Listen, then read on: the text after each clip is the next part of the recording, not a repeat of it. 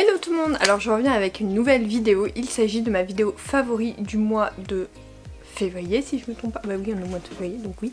Je te tourne cette vidéo une semaine avant, bon tu sais que c'est comme d'habitude, donc ce mois-ci j'ai beaucoup plus lu que d'habitude et surtout j'ai eu beaucoup de lectures dont je veux te parler, du coup je vais squeezer la partie film où je n'ai pas eu de film dont j'ai envie de te parler. J'en ai vu quelques-uns mais c'est pas des films que je garderai en mémoire très longtemps. Donc j'ai décidé de faire que lecture et série, et au niveau série aussi il n'y en a qu'une seule. Donc cette vidéo risque d'être un peu plus courte, quoique avec les romans que j'ai été présentés ce n'est pas sûr, et je commence tout de suite.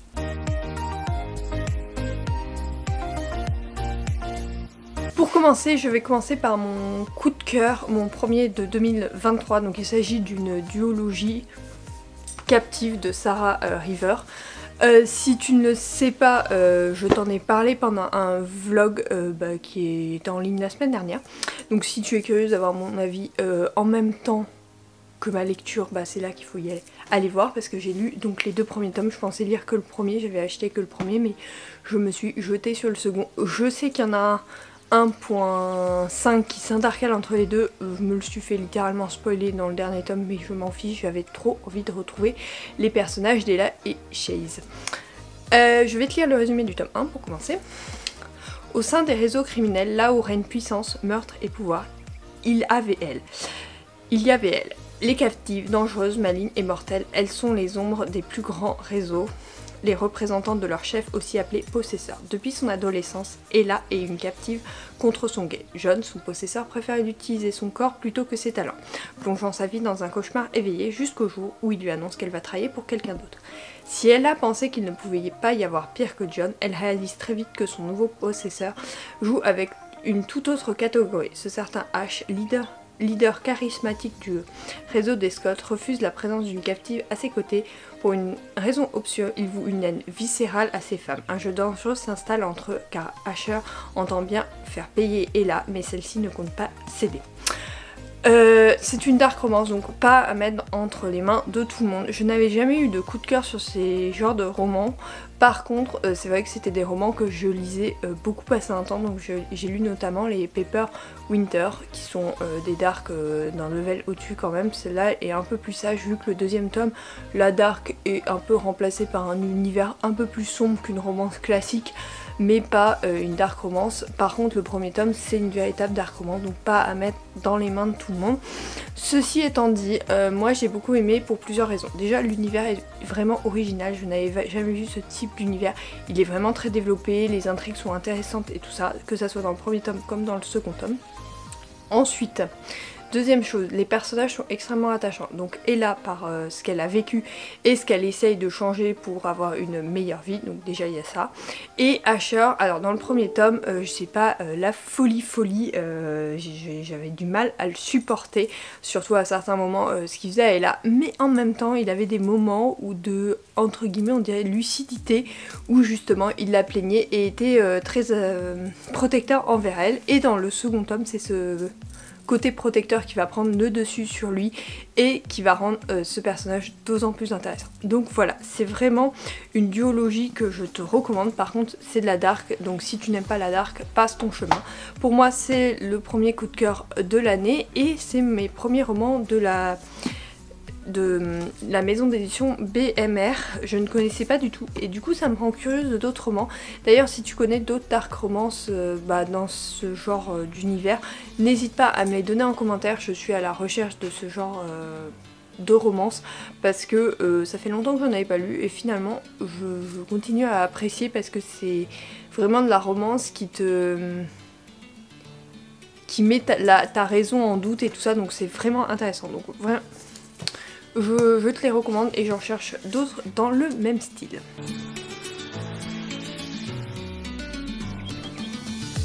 Ensuite on va passer à un autre roman beaucoup plus calme, donc c'est une romance, il s'agit d'un 5e tome, donc Off Campus, c'est tome 5, The Legacy d'Elle Kennedy. Donc je vais te lire le résumé. Alors il n'est pas hyper spoilant parce qu'il reprend juste les 4 couples que l'on a vus dans les 4 tomes précédents. En fait c'est une suite, ça se passe après l'université mais tu vas comprendre en écoutant le résumé.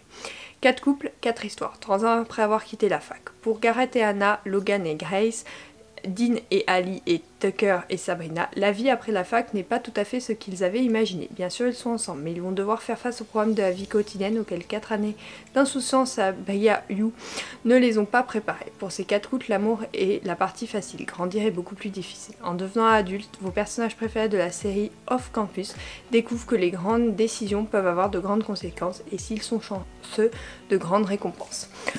Franchement moi j'ai bien aimé, je voulais t'en parler parce que j'ai adoré retrouver les personnages que j'avais quittés à la fin des Off Campus et vraiment de l'avoir lu des années après, je trouve ça trop intéressant parce que du coup on les a quittés mais en fait c'est comme si on les avait pas quittés, genre Gareth et Anna quand je les ai retrouvés j'ai été trop contente. Donc en fait c'est 4 histoires qui se suivent, donc où on a les personnages à chaque fois qui reviennent, mais où les personnages principaux sont ceux des 4 couples. Et j'ai trouvé ça trop mignon, trop intéressant, donc je voulais trop t'en parler. Et puis Off Campus c'est une saga qui restera dans mon cœur, et donc du coup je voulais la terminer sur un point positif, et ce tome là conclut vachement bien la saga. C'est le genre de tome que des fois il manque à certaines sagas, et là parfait.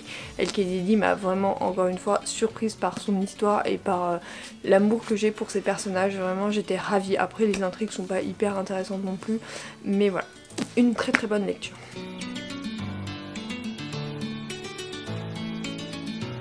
Ensuite je passe à de la Beat Lit, je pensais pas t'en parler mais ce tome là m'a vraiment intéressée. Donc il s'agit de, donc comme tu vois je viens juste de le finir, de Noir Démon, le tome 8, Un feu d'enfer de Susan White. Donc c'est un 8ème tome, je vais te lire le résumé quand même parce que comme c'est sur un autre couple ça spoil pas du tout les tomes précédents. Levi est le genre d'homme impossible à ignorer, y compris pour la démon cauchemar Piper. Mais ce n'est que lorsque leurs esprits s'effleurent qu'ils se rendent à l'évidence, ils sont alter ego. Ni Piper ni Levi n'ont l'habitude d'avoir besoin de quelqu'un. Pourtant l'attirance crépitante entre eux éveille leurs démons comme jamais. Pour ne rien arranger, la demi-sœur narcissique de Piper est l'ex de Levi. Et elle ne voit pas leur rapprochement d'un très bon oeil. Quand un tueur en série ressurgit du passé de Levi, Piper doit apprendre à se battre pour son propre bonheur. Alors pourquoi je l'ai trouvée intéressante, je sais pas, elle est originale, je sais pas, je me suis lancée dedans un dimanche et j'ai dit waouh, j'ai adoré les personnages. Alors certes leur histoire va beaucoup trop vite, ça serait le défaut, enfin, vraiment Levi, je crois qu'en premier ou en deuxième chapitre il se balance sur elle, enfin limite il dévoile ses sentiments et tout. Donc, bon j'ai trouvé ça rapide, après dans l'univers on comprend pourquoi, parce qu'ils sont alter ego machin. On comprend, mais ça m'a légèrement dérangé. Après ça faisait un moment que j'avais pas lu de roman comme ça de Susan White, mais si je me souviens bien c'est plutôt dans son genre de faire des débuts très rapides. Après ce que j'ai apprécié c'est les personnages, le développement des personnages. Piper a eu un caractère de personne libre et tout ça et elle le fait bien ressentir, et Levi a du mal à avoir l'ascendance sur elle et j'ai trouvé ça vraiment pas mal. En tout cas c'est une lecture que j'ai beaucoup appréciée. Comme tu sais j'adore les sagas de Susan White et donc c'est La Maître du Phénix que j'avais lu en premier et celle-là est vraiment pas mal, c'est une très très bonne lecture, c'est pour ça que je voulais t'en parler. Je sais que les premiers tomes avaient été géniaux aussi, il y en avait quelques-uns en intermédiaire que j'avais moins aimé, mais celui-là est top, donc voilà. Si tu es dans la saga, n'hésite pas à t'y lancer parce qu'elle est vraiment, enfin ce tome-là est vraiment génial.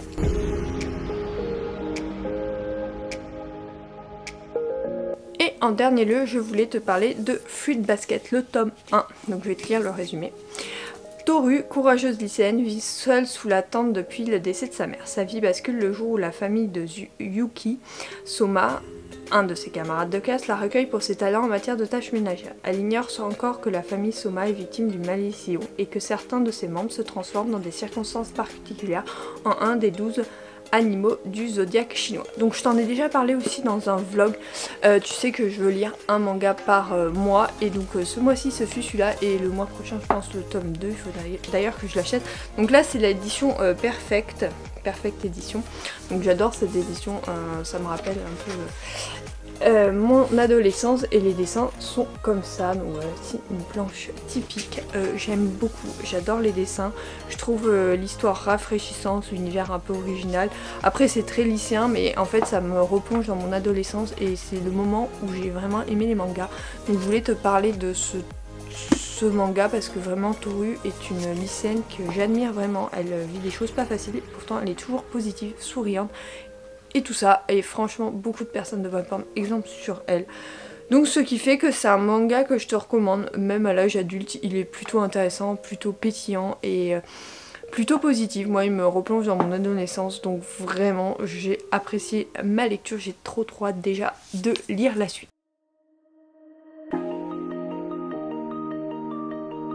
Ensuite je vais te parler de la seule série que j'ai fini et appréciée ce mois-ci. J'en ai vu d'autres, hein. J'ai vu You, mais c'est qu'une première partie. J'ai pas, le début a été compliqué pour moi. Après j'ai vu 2-3 séries mais j'avais pas vraiment envie de t'en parler parce que c'était sans plus. Par contre, La petite fille sous la neige sur Netflix, cette mini-série était vraiment géniale. Alors ils la vendent comme une mini-série, il y en a d'autres qui disent qu'il y aura une saison 2 parce que vu la fin de cette mini-série, forcément il y a besoin d'une saison 2. En attendant, je vais te lire le résumé. Malaga 2010. Lors du défilé des rois mages, la fille de la famille Martin, Amaya, disparaît dans la foule. Myrène, une journaliste stagiaire, commence une enquête parallèle à celle de l'inspecteur Milan. Donc grosso modo, c'est un enlèvement, il va se passer plusieurs années sans qu'il y ait rien, et un beau jour, la journaliste va recevoir une lettre avec une cassette vidéo de cette jeune fille disparue. Donc en fait on va faire un parallèle entre le moment où vraiment elle a été enlevée et le moment présent où l'enquête se relance. Et ce parallèle est vraiment bien foutu, l'intrigue est vraiment bien montée, on ne s'y attend pas. J'ai eu plusieurs suspects en tête pendant toute la série et ça a été dévoilé un épisode avant la fin. Parce que en fait on a Amaya, on découvre comment elle a vécu pendant ces années-là. Et du coup cet épisode-là, donc l'épisode 5, on découvre qui sont les coupables. Et l'épisode 6 va monter comment tout ça va être découvert. Et j'ai trouvé ça hyper captivant, l'intrigue est... Enfin c'est un truc de malade. Après les personnages sont extrêmement attachants, quoique certains le peuvent. Après on comprend pas tout sur certains personnages, genre la journaliste des fois on comprend pas tout, c'est pour ça qu'il y en a qui disent qu'il y aura une saison 2. Je n'en ai aucune idée, s'il y en a une je la regarderai avec plaisir parce que le scénariste nous a pondu une série de 6 épisodes vraiment génial et j'aurais qu'une hâte, c'est de découvrir une autre série de lui, donc même si c'est une saison 2, j'accepte avec volontiers et je la regarderai. Même monsieur avait beaucoup aimé, on s'était bien... Enfin on avait passé un bon moment dans cette série et les découvertes se font au fur et à mesure, vraiment top. Donc je te la recommande, c'est plutôt thriller, donc si tu aimes ce genre, vas-y lance-toi. Moi j'aime beaucoup ce genre en série, donc comme tu le sais. Et vraiment celle-là était top. Apparemment c'est l'adaptation d'un roman, mais si je te dis que je vais le lire, on sait tous que je le lirai jamais parce que j'ai vu la série et que je vois pas l'intérêt et que j'oublie toujours de les acheter. Voilà. C'est tout au niveau des séries. Ce bilan est maintenant terminé. Il est un peu plus court je pense que les autres vu que j'ai parlé que de romans et d'une série. Donc j'espère quand même qu'il t'aura plu et je te retrouve dès la semaine prochaine pour une nouvelle vidéo et peut-être en intermédiaire pour un nouveau vlog. Je ne sais pas encore, ça va dépendre du temps que j'ai pour en tourner un. En tout cas j'espère que cela t'a plu et je te parlerai de mes prochaines lectures. Là ça va devenir compliqué au niveau du planning série.